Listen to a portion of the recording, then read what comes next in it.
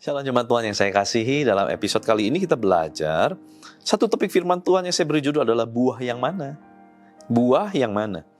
Ibrani pasal 6 ayat 7-8. Sebab tanah yang menghisap air hujan yang sering turun ke atasnya dan yang menghasilkan tumbuh-tumbuhan yang berguna bagi mereka yang mengerjakannya, menerima berkat dari Allah. Tetapi jikalau tanah itu menghasilkan semak duri dan rumput duri, tidaklah ia berguna dan sudah dekat pada kutuk yang berakhir dengan pembakaran. Saudara, semua tanah itu pasti menghisap air. Karena memang kontur tanah itu memang nature-nya, sifatnya dia menghisap air. Tapi ternyata nggak semua tanah menghasilkan tumbuhan yang berguna. Berarti tanah disiram menghasilkan tumbuhan, tapi ternyata nggak semua tumbuhan itu berguna bagi yang mengerjakannya. Saudara, kita kenal ada yang namanya tumbuhan liar. Ada lumut, rumputan liar, tumbuh-tumbuhan parasit dan sebagainya. Itu tumbuh-tumbuhan yang tidak berguna. Tetapi begitu kita mengairi, kita menyiram, dia bisa ikut tumbuh dengan sendirinya. Kita kenal ada tumbuhan-tumbuhan itu yang bisa tumbuh dimanapun, kapanpun, subur. Tapi bukan berarti tumbuhan itu berguna. Rumput-rumput liar bisa tumbuh subur, nggak usah diapa-apain, saudara. Di seberang rumah saya, karena di dalam sebuah komplek perumahan, ada rumah kosong yang memang tidak pernah dikerjakan karena orangnya, pemiliknya sudah lama tidak tinggal di sana. Maka rerumputan yang di depan itu tumbuh subur. Nggak diapa-apain. Wah, harusnya seneng ya. Ya boro-boro seneng, saudara. Itu tanaman liar. Tanaman yang merusak sama sekali tidak indah. Bahkan tanaman liar merusak tanaman-tanaman yang berguna. Tumbuh subur sih, tapi nggak guna. Hati-hati, saudara.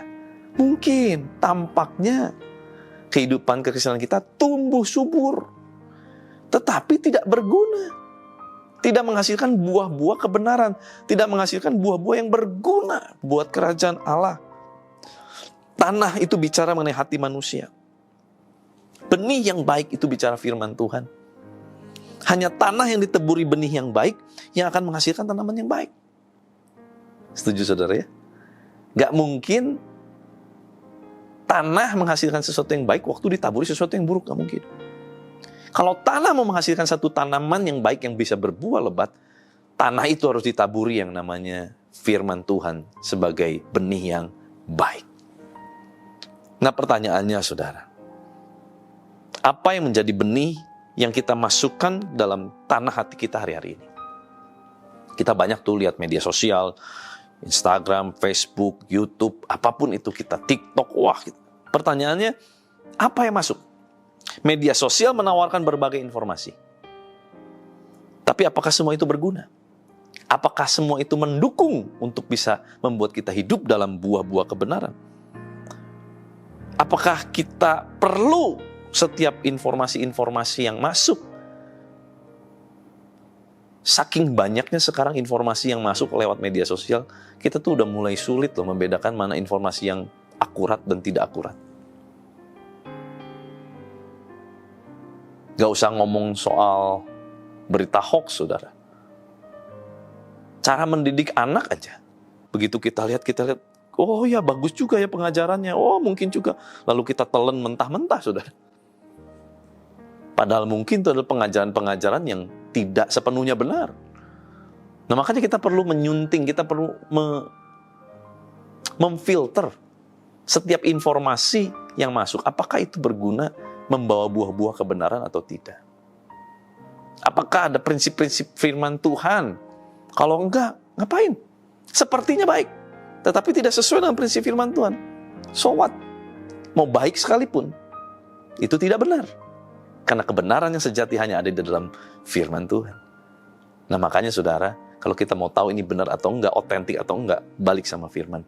Back to the Bible. Only Bible yang otentik.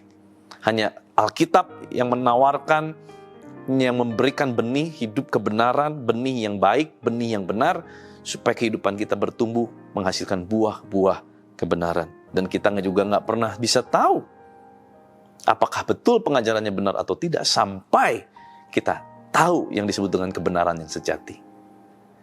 Nah, mari kita filter dengan baik. Jangan sampai kita salah dalam menambah wawasan, menambah ilmu pengetahuan. Yuk, kita berdoa. Tuhan, terima kasih buat firman-Mu, mengajar, mengingatkan, menegur setiap kami. Tuhan, terima kasih kami dibukakan satu pewahyuan luar biasa, supaya kami betul-betul memfilter semua hal yang masuk di dalam pikiran hati kami, supaya jangan hal-hal yang buruk, informasi yang tidak baik, yang akhirnya bertumbuh lebat tapi menjadi semak duri dalam kehidupan kami, bukan menjadi tanaman yang berguna. Tuhan, serahkan seluruh aktivitas kami, umat-Mu sepanjang hari ini, kiranya Kau yang jadikan berhasil, perlindungan tangan kasih menjagai, dimanapun mereka berada, ada kesehatan, penyertaan, perlindungan, pengurapan Tuhan penuh atas hamba-hamba-Mu. Terima kasih Bapa, biar kuasa kehidupan dan kuasa kebangkitan Kristus mengalir memerintah atas setiap kami. Di dalam nama Tuhan Yesus Kristus, haleluya. Sama-sama kita katakan, amin. Tuhan Yesus memberkati.